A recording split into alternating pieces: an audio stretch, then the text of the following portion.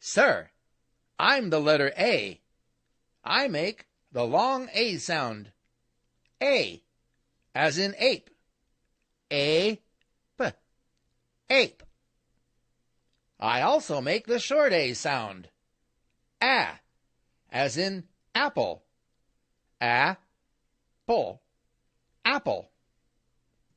You think you're pretty important, don't you, letter A? Yes, sir. I'm one of the vowels. A, E, I, O, U, and sometimes Y. I'm also my very own word. What do you mean you're a word? I mean, I'm a word. I'm called an article. I'm used with a noun to help identify the noun in general.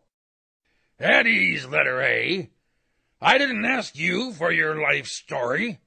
I asked you what sounds you make, and you start going on about being an article and identifying generals and all that stuff. If I gave grades for being a blabbermouth, you know what I'd give you? No, sir. I'd give you an A+, letter A. Now fall in. Yes, sir.